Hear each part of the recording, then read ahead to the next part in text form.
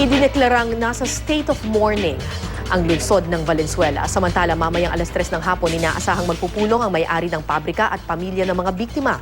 May news to go si Mark Salazar. Mark. Kara, malungkot talaga yung ipinupunto ng kwento ni Sandra Aguinaldo na marami sa mga kaanak ng mga biktima sa sunog dito sa Valenzuela ay hindi man lamang nabigyan ng pagkakataon na ngayon ay makapagluksa sa kanilang mga mahal sa buhay na nasawi sa sunog sa pabrika sa Valenzuela.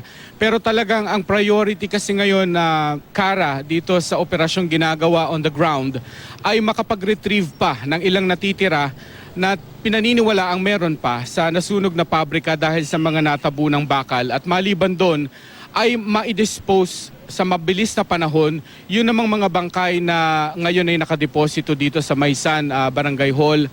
Meron pang 48 bodies dito na nakatakdang ilibing ng alas 2 ng hapon. Kailangan silang i-dispose, ilibing ng pansamantala dahil nangangamoy na ang buong barangay at yung barangay hall, at lumalabas ito sa labas ng building at maaaring mag-pose ng health risk sa mga tao. Pero lahat ng mga bangkay na na-recover simula nung isang araw, totaling 72, ay nakuha na ng swabbing para sa DNA sample na kailangan, at ang bawat isa na nilalagay sa ataol ay ina-assign na ng number coding para madali ng makuha uli sa mga pansamantala nilang libingan kung halimbawa matatapos yung proseso ng DNA sa PNP Crime Lab.